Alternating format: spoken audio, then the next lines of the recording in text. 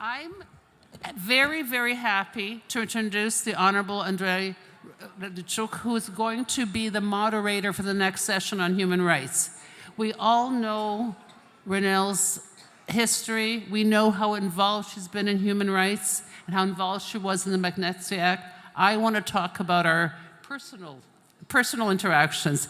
I think many of us have worked with Raynell in Ukraine during the elections for over many, many years. So I want to greet Raynell and thank you.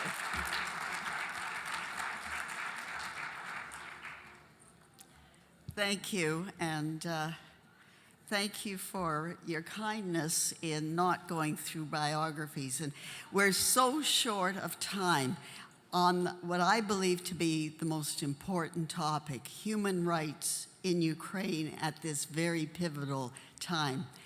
So what we're trying to do is we have two eminent speakers who could encapsulate the significance internationally and in Ukraine.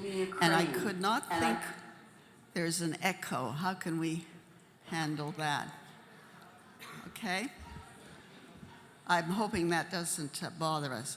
My first duty for this first plenary session, which is entitled Impact of the War on Human Rights in Ukraine, is to acknowledge our sponsor. This panel is presented with generous support of Canada Life.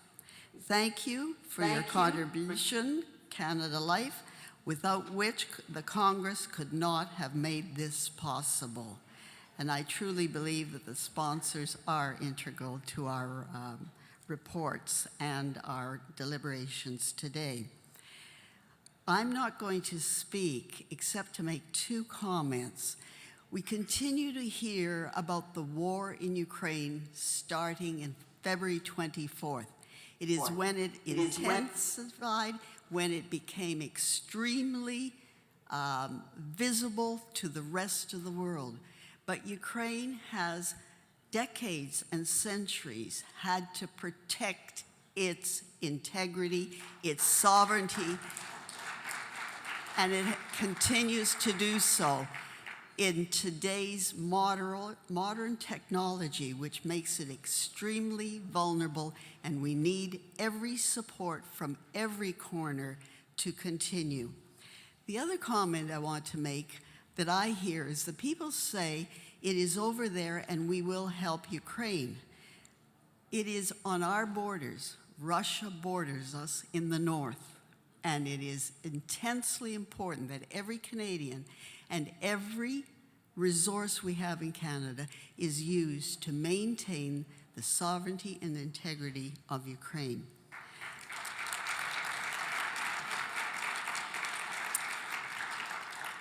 But it took a very ominous and dark moment, February 24th. And I just want to quote in a writing from someone else who crystallized what this panel should say.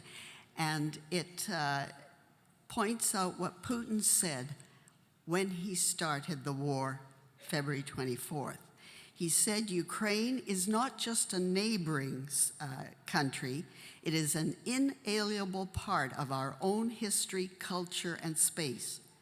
Putin's denial of Ukraine's legitimacy as a nation or culture is important background information for those who see his army's alleged war crimes during the conflict as a genocide.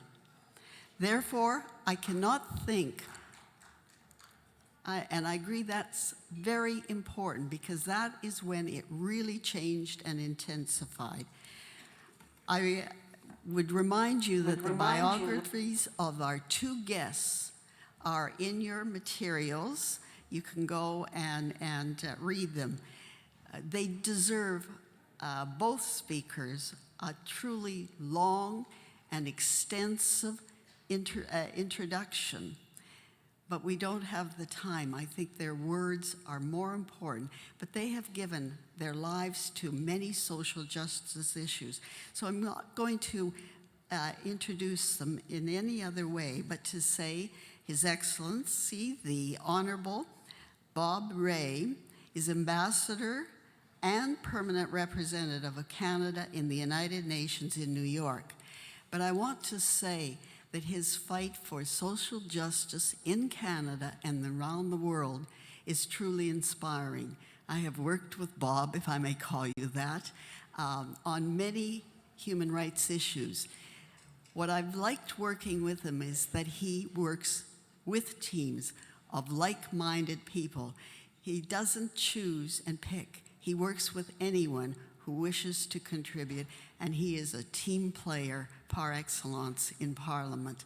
And so I miss you, Bob, and they're going to miss both of us since I'm no longer in Parliament, and I think your mark has been left there, and your commitment to Ukraine and the cause of justice and peace around the world, and your admirable work and continued work with the Rohingya and Uyghurs is also noted, amongst many others. So welcome to the panel.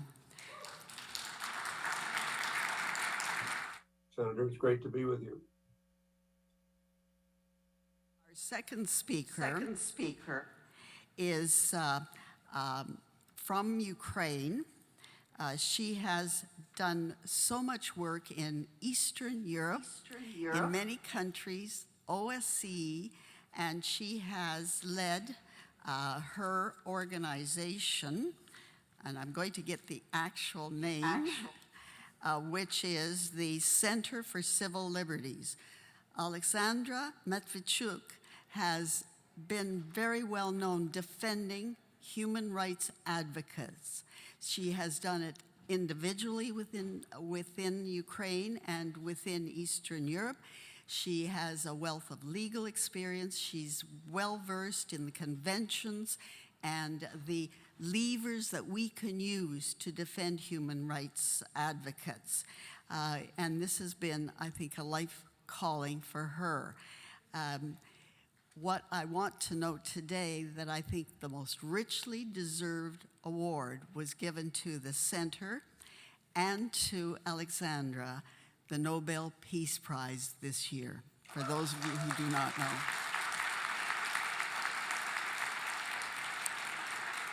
Not for me to speak today. Therefore, I would ask, we will start with Bob, if I can have you give your presentation, and then we'll turn to Alex.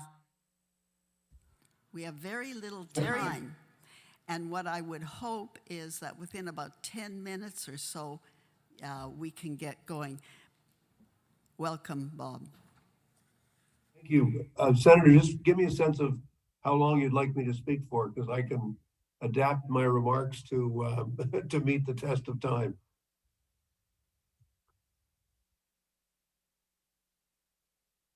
Let's try for 10 minutes each, and we'll see where that gets us.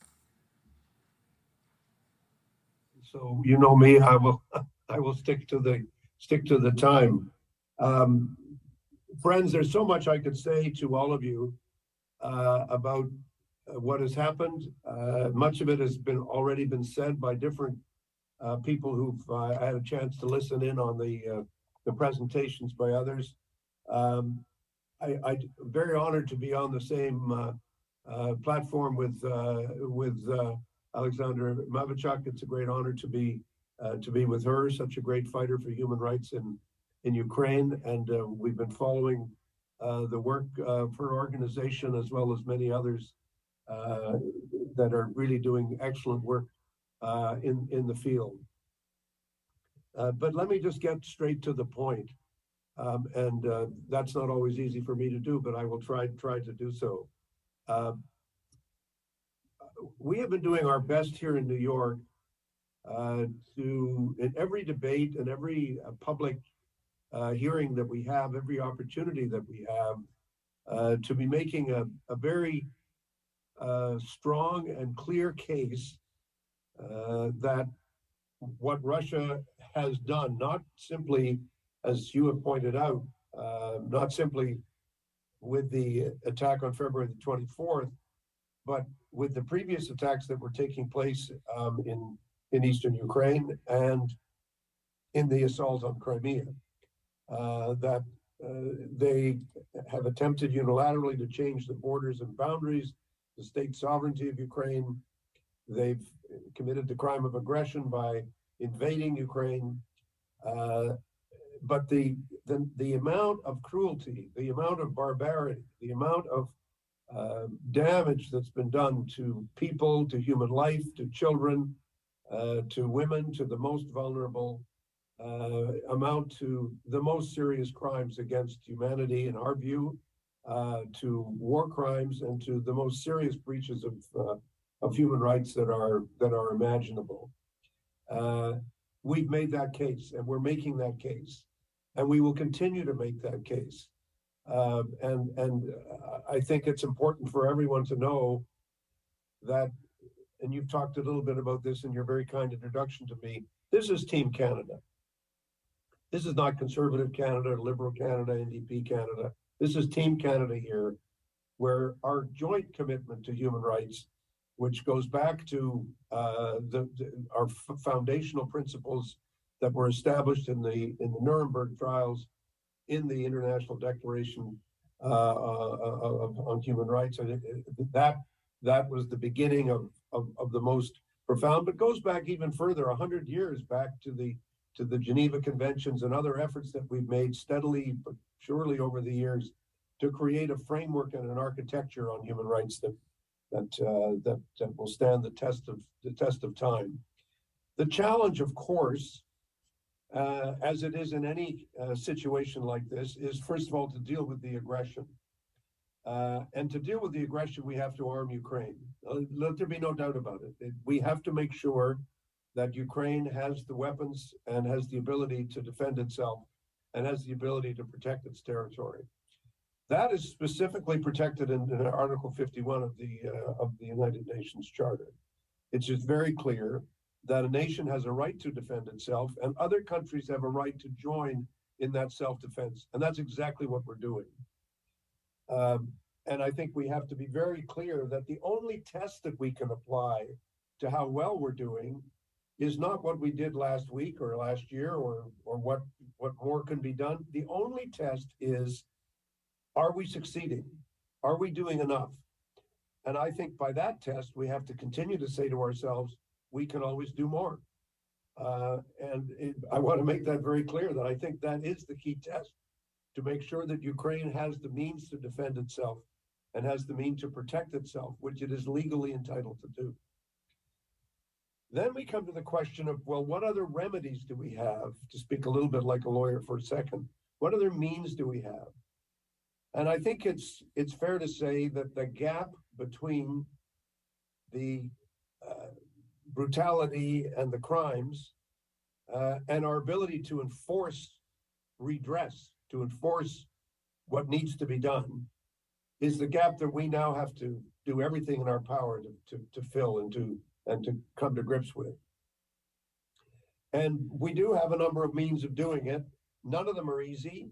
I can't promise that we'll be successful in every jurisdiction, every place we're trying to get redress. I can't promise that it'll be successful, but I can tell you that it's going to continue to have a serious impact, I believe, because the means of accountability are there. Let me just name them. The International Court of Justice. Ukraine has brought a case of genocide. Canada is actively supporting it and intervening with Ukraine on this question, and we will continue to do so. I've personally been involved. You mentioned the Rohingya case, where again, Canada has been actively engaged in dealing with that terrible situation in Myanmar, and how we need to work much more effectively in order to deal with that particular situation. So that's one line which is very important. The second line that's important is the International Criminal Court, to which Canada is a signatory, and to which Ukraine is a signatory. And so we now have to work harder and harder to make sure that the process of gathering evidence is effective. And there Canada, again, is not sitting idly by. We've provided personnel to the International Criminal Court, the RCMP, and other experts, lawyers, and others to say, you can use these people who can make a big difference in gathering the evidence and in doing that in a professional way. And we have to deal with the cost of it all. So we're adding finances to the International Criminal Court to allow it to do its job as it needs to do. And we will continue to work with the prosecutor in making sure that where there are cases to be brought, it will not be because of a lack of resources that we won't be able to, these cases will not be brought. Having said that, we have to respect the integrity of the court, and we have to respect the integrity of the office of the prosecutor, and say we will support the prosecutor in doing whatever he feels is required, and whatever support we can provide, we will provide. There's going to be an investigation by the Human Rights Council in Geneva. That process is being supported by Canada very actively. Again, the gathering of evidence is extremely important. Finally, we've been approached by the government of Ukraine, and I know that Oleksandra will speak to this question, as to whether there couldn't be or shouldn't be an additional special tribunal. And I know that Minister Jolie, our Minister of Foreign Affairs, had some discussions with Ukrainian authorities recently. And I just want to say we are exploring with the government of Ukraine, together with members of the core group, who will include Australia and the UK and others. We're looking at ways in which we can help that process and try to make sure that it doesn't compete with or duplicate the work of the ICC or the ICJ, which are based in The Hague, and whether there's a way of speeding up the process and making sure that it doesn't become a very expensive project in terms of setting it up. And I will be continuing to discuss this with people here in New York, and I will continue to be discussing it in my role as Vice President of the Assembly of States Parties when I go to The Hague at the end of November. I think it's important for us to recognize that what James Fassan said is absolutely correct. I've said it myself, so I know it's right. And that is that Ukraine has to win this war. There can't be any compromise about that. We all have to understand the implications of defeat for us as Canadians, for the global rule of law, for any other sovereign state that finds itself the victim in this way. But we need to understand at the same time that if the wheels of justice sometimes turn slowly, we can't let them turn that slowly.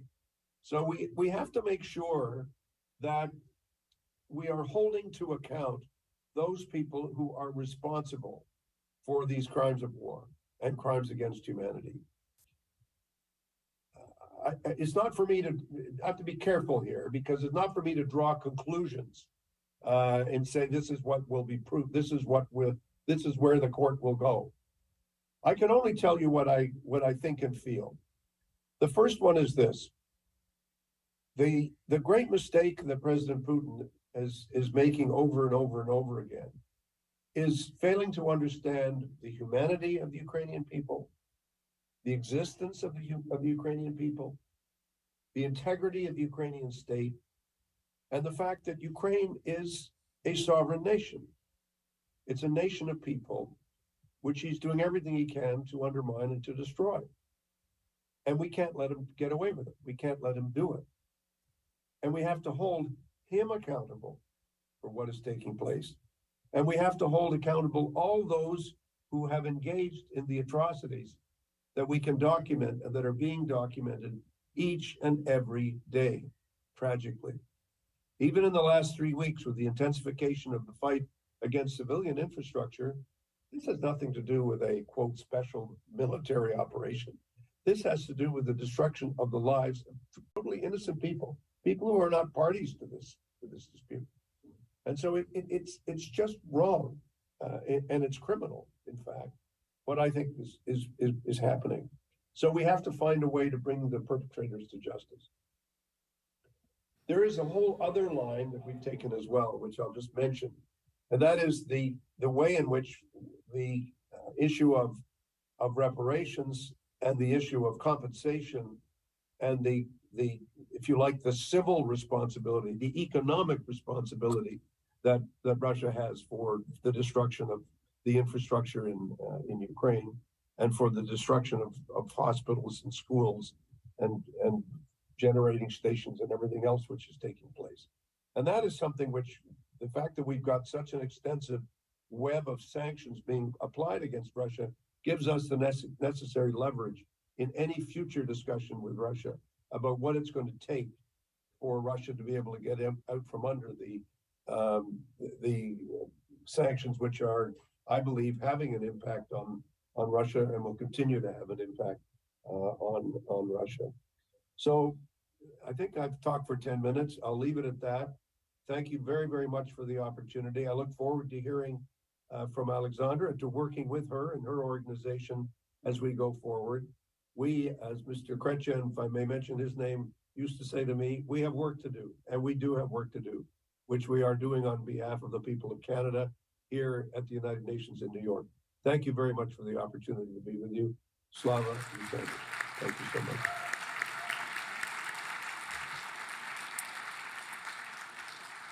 You're very disciplined, and you certainly have touched the international legal implications, the human implications, and Canada's contribution to that. Our next speaker, Oleksandra, if I may call you that, by your first name, you're with the people on the ground. You were in Maidan, you were on individual cases, and the record is so extensive that I think we should take some time after to reflect on the work done by the Center for Civil Liberties. And I should say, if we have some time, and I'm going to look to Ihor to let me know when this session, since we started late, when it has to end, because we do have other panels to go to. But what I wanted, Oleksandra, for you to tell us from your perspective in Ukraine, with the work you've done for so many years, assisting so many people on the ground, what your perspectives are on the impact of the war in Ukraine from your perspective on the ground. Welcome. Thank you very much for providing me a floor. I'm a human rights lawyer, and Center for Civil Liberties, which I am head in, is defending human rights for years. For the last 8 years, we have been documenting war crimes. With this war, which Russia launched against Ukraine, which started not in February 2022, but in February 2014. Since Russian full-scale invasion, we have united dozens of mostly regional civil organizations into the Tribunal for Putin initiative. We have a challenging goal, working together to document each episode of war crimes which was happened in the smallest village in each oblast of Ukraine, starting on the 24th of February. And only in 8 months of Russian aggression, jointly, we have documented over 21,000 episodes of war crimes. 21,000 episodes, it's a huge number, but it's only a tip of iceberg. It's provided us the opportunity to see the general picture and trends in the whole country. This is the reason why I can confidently assert the following. First, Russia uses war crimes as the methods of warfare. Russia attempts to break people's resistance and occupy Ukraine by the tool of what I call the immense pain of civilian people. This is the conscious policy of the Russian leadership. Russian military intentionally ruin residential dwellings, churches, hospitals, schools. They apply indiscriminate weapons in densely populated areas. Russia facilitates filtration camp system and commit massive deportations of Ukrainian population. Russian army persecute and terrorize civilians, aiming to keep its control over their occupied territories. They intentionally exterminate local active people, mayors, local deputies, journalists, activists, volunteers, priests, and others. Second, these atrocities in Ukraine is the consequence of the impunity for the previous crimes which Russia committed. Russia has been using war as a tool of achieving its geopolitical interests. For decades, Russian military have been committing war crimes in Moldova, in Chechnya, in Georgia, in Syria, in Mali, in Libya, and other countries. They have never been held accountable for this. Russians believed that they can do whatever they wanted. I interviewed more than hundreds of civilians who survived from Russian captivity. They told me horrible stories, how they were beaten, how they were raped, how their fingers were cut, how they were tortured with electricity, how they were compelled to write with their own blood. Third, the national legal system of Ukraine is facing a difficult challenge. The Office of the Prosecutor General has opened over 30,000 criminal proceedings. It's clear that even the world's most powerful legal system wouldn't be able to cope with such a great number of crimes during the war. We cannot load this task over the International Criminal Court. The activities of International Criminal Court is extremely important, but International Criminal Court will limit its investigations only to several select cases. This is the clear question I ask to myself. For whom do we document all of these crimes for? How we will have to ensure justice for hundreds of thousands of victims of these war crimes? This is a clear gap of accountability. I work directly with people who went through the hell, and I know for sure that in addition to restore their broken life, their broken health, their broken families, their broken visions of the future, these people need to restore their belief that justice exists. I noticed for myself that I started to speak more with numbers than with names, because the scale of war crimes becomes so large that it's impossible to mention all stories. But I will tell you one.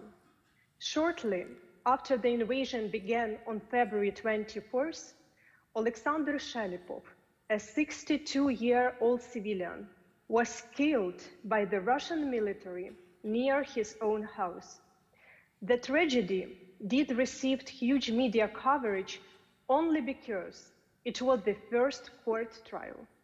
In the court, Alexander's wife, Katerina, shared that her husband was an ordinary farmer, but he was her whole universe. And now, she lost everything. This is the key meaning of justice.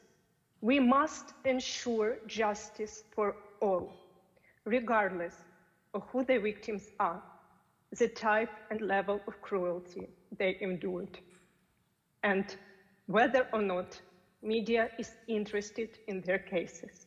We need to return to all people their names, because life of each person is matter. In the 20th century, the civilized world made a significant move to establish law and justice. At the Nuremberg trials, war crimes perpetrators were tried after the Nazi regime had collapsed. In the 21st century, we must move further. Justice must be independent from the magnitude of Putin's regime's power. We cannot wait. We must establish international tribunal now and hold Putin and other war criminals accountable. Because this is not the war between two states. This is the war between two systems, authoritarianism and democracy. And this war has a distinct value dimension. Putin is attempting to convince that freedom, democracy, and rule of law are the fake values, as they are unable to protect anyone in this war. He asserts that only physical force matters. We will win this war in the dimension of value when we hold Russian war criminals accountable. Thus, we will prove that rule of law is effective, that democracy is working, and justice is possible, even though delayed in time. Thank you.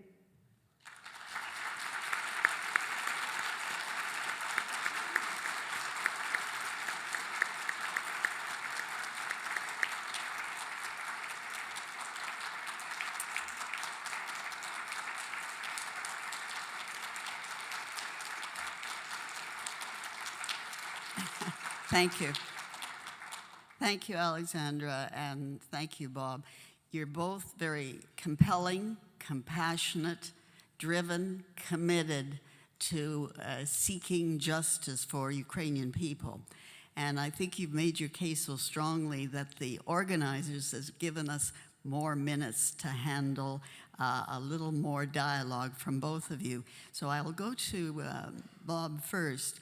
You've put out the case of the international involvement, Canada's involvement, two areas that I don't hear too much about, and you might wish to make your own comments in addition, but to add to it, the longer the war goes, the more brutal it will be. We know that from Syria, we know that from Rwanda, we know what happened in so many other places. The longer it goes, the levers of the person who started it become more and more brutal, and therefore it is directed at innocent people. Secondly, when we gather evidence, as we found from other tribunals in Sierra Leone and elsewhere, how to protect the witnesses who will testify, particularly if it takes an international flavor. And the intimidation, the murders, the intimidation of families leads many people to not be able to come forward with the compelling stories that, Oleksandra, you deal with every day. And these are issues that have come out from other tribunals and things that we didn't put as much emphasis on as now. And I'm sure you can name some other things that lessons learned from others must not allow the same difficulties for civilians, because as we heard compelling evidence working through Africa is we lost family members, we were brutalized, and now our children are. And it doesn't end in the communities they come from. So those are just a few other perspectives, or anything else that both of you would like to add. And I'll start with Bob, a few minutes if you wish to respond to anything or anything new. No, I think your points are very well taken. I mean, I think you're absolutely right that we can't let we must do everything we can to win the war, and that I think you're absolutely right when you say that the longer it goes, the more desperate Putin becomes. My own view is I regard the attacks on civilian infrastructure as being a product of two things. One, he wants to make life as miserable as he can for people during the winter. And so he's done everything he can to destroy the heat, take the heat out, take the light out, and make life just very, very, very, very tough on people. But I think he's making a huge mistake in, again, underestimating the resilience of the Ukrainian people, which is how he thought he could get away with this war, how he thought it would be over in 3 weeks. And he's made every miscalculation after miscalculation. But I think it's really important for us to keep our firm eye on the impact this is having on people, the impact it's having on real lives. And I think Alexandra's point is absolutely correct. And I'm so proud and glad that she's doing what she's doing and that she's where she is, because it's so critically important that we keep we keep on moving on this question of accountability, because it really is a key part of the struggle. This is why I say Ukraine is not just fighting for its independence. Ukraine is fighting for all of us. It's fighting for democracy. It's fighting for human rights. It's fighting for all the things we believe in, and that's why we can't conceivably allow Putin to win. You know, everybody says, "What's Putin's off-ramp?" I say his off-ramp is to go back to Russia, and then we'll start to deal with the accountability thing. I think that's got to be made very clear. I think your second point, Senator, is really, I keep calling you Senator because I just think you deserve the title for life. I think it's really important that we focus on this question of the process that we follow and how to protect people. It is not easy. I've been involved, as you know, in a couple of cases myself, particularly the case of the Rohingya, where we need to learn from the experience of the difficulty of getting justice for people, and the pressures that are put on people and the difficulties that people face. And we're trying to take steps to ensure that the ICC has the resources to do that. But you're also describing why, as I've said before, this is not an easy process. And I think we all need to understand that it's not just about snapping your fingers and saying, I think this person is guilty. They will have lawyers. They will have ways of trying to defend themselves. You can't have a process where the other side isn't represented. We have to recognize that's one of our principles that we have. But I think you're right to be constantly asking us to look at what are the lessons learned and how do we apply them. And I can only say, even here in New York this last week, this is International Law Week in New York at the UN, and we are focusing very much our time and attention on these questions. Thank you. Oleksandra, any further comments? I would like to emphasize on the genocidal character of this war. As a human rights lawyer, I know that genocide is a crime of crimes. It's the most severe international crime, and it's very difficult to prove it in the international court, because you have to prove that all murders and all rapes and all other forms of persecutions are held with the genocidal intent. And we have seen this clear genocidal intent in the public speeches of top political and military officials of Russian Federation, as well as yesterday Putin's speech on Valdai Forum. But I think that when we discussed on the expert level whether or not we have enough evidence to prove that it's genocide or not, we skipped the very important point. I'm afraid that if we will not be able to stop Russia now, jointly with the united efforts of international community, the incitement to genocide and raising hatred can lead to a situation when even skeptics will have no doubt that this is a genocide. So our task is not only to investigate properly all crimes which Russian troops committed on Ukraine and to gather all solid evidence to present them in independent and competitive court hearings. Our task is much more ambitious. We have to prevent new atrocities. We have to prevent new victims to emerge.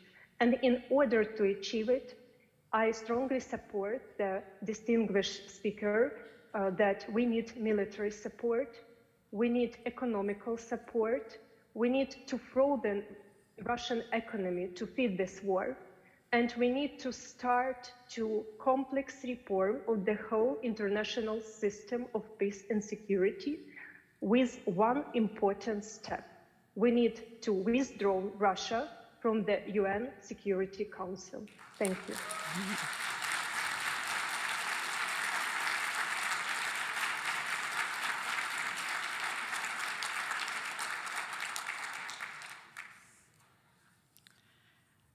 You've hit a very interesting point, and maybe, Bob, you want to make a comment. We have, as Canadians, through decades, tried to change the United Nations structure. And that is why I think so many lawyers, so many human rights activists have worked on how can we change the international system that it works for all of us. It was set up with veto powers. And the thing I learned by working in the United Nations and the Human Rights Commission, nobody gives up power, even in a committee. And therefore, we have tried over and over again to broaden the Security Council, to change its composition, and we have failed every time.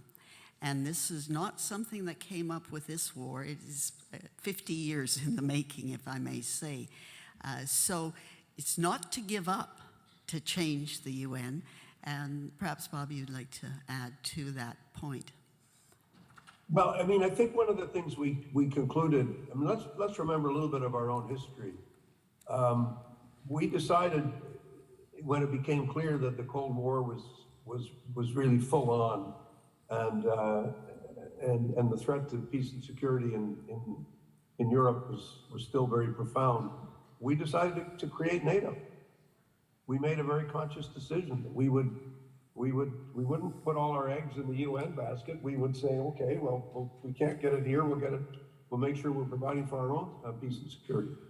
And I think in many ways what Oleksandra is saying is important, that more than what she's doing, as well as what she's saying, what she's doing is demonstrating that the work of accountability just goes on. And you gather the evidence and you build it, and they will come, and that's what she's doing. And I think that's exactly how we have to see it. There is no alternative to victory with respect to Ukraine. There is none. And I think we have to be very clear about that as a country, and I think with other countries, through NATO and through other institutions, we have to be very, very clear. Getting rid of the veto, I wish I could do it. I wish I could wave a wand, but I can't. I don't have the power to do that. So what we're seeing, though, and what we're trying to do, frankly, is limit the veto as best we can, but we're also trying to make fun of the veto in various ways. Some of you may have seen some of the work that we've done here at the UN, and just mocking what the Soviet Union is doing, or what Russia's doing. I sometimes fall into that language. I'm sorry for that. Not really. I think it's really important for us to recognize that we have to go around this form of injustice. We're not going to spend all our time trying to repair something that can't be repaired. We're going to, because of the veto power, prevents us from getting rid of the veto power. We're going to have to create other ways of ensuring that that our security is protected and that we can establish peace. And that's why I've been so strong in saying there is no alternative to victory. The best thing we can do for human rights is for Ukraine to win and for the war to stop. And the only way the war can stop is if Russia's forced to stop it. If Ukraine stops the war, as some souls, Lenin used to call them useful idiots, running around saying it's time to make peace. Can't make peace at a time when aggression is taking place and when Russia has seized and annexed land. You can't make peace with that. You have to fight it. And I'm glad to say that's what we're doing. And that's what I think, that's certainly what Ukraine is doing. And Ukraine deserves all our support in doing that. Thank you. George Kennan said you can't find peaceful coexistence, and his answer to Khrushchev was that you can't find peaceful coexistence if only one side has to compromise.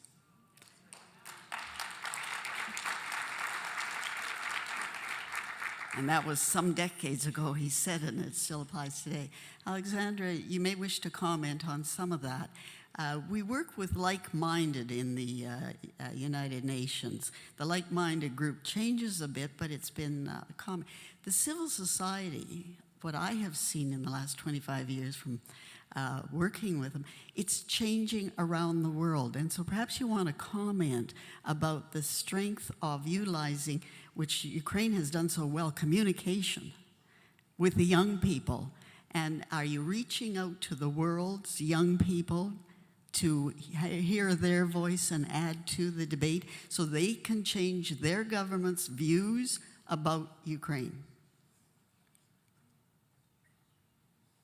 8 years ago, Ukrainian people stood their voice in order to fight with authoritarian regime for the right to have a chance to build a country where human rights of everybody are protected, government is accountable, judiciary is independent, and police do not beat peaceful student demonstrations. And we paid high price for this. When Ukraine obtained a chance to start a democratic transformation, in order to stop us, Putin started this war. Because Putin doesn't afraid of NATO. He afraid of the idea of freedom. And now in this war with Russia, we are fighting for the freedom in all senses, for the freedom to be independent country, for the freedom to be Ukrainians, and for the freedom to have our democratic choice. So I think that now Ukraine is a huge example of very sincere actions of millions of people who not only proclaim freedom, democracy, and rule of law as a values, who are given their life for these values.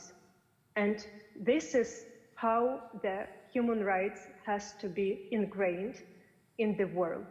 Because if we left human rights only for human rights lawyers, it will have no senses.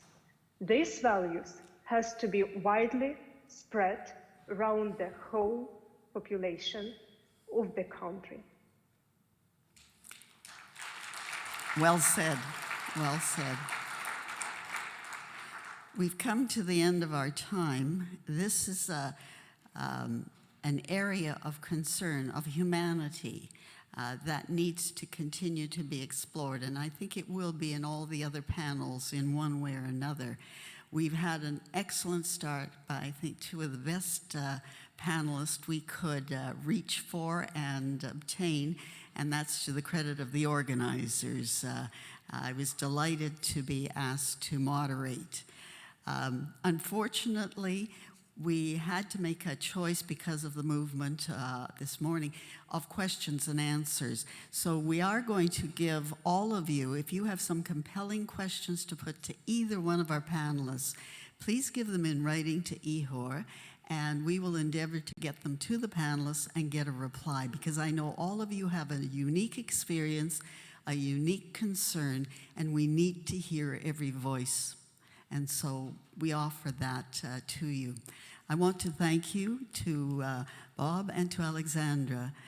You are doing remarkable work, but also you stated in a way that we can ingest it without being international lawyers or international diplomats. So thank you for your human touch, your concern, and sharing with us today. Thank you. And thank you to Alexandra, too. I'm very appreciative. Thank you. Thank you. Thank you.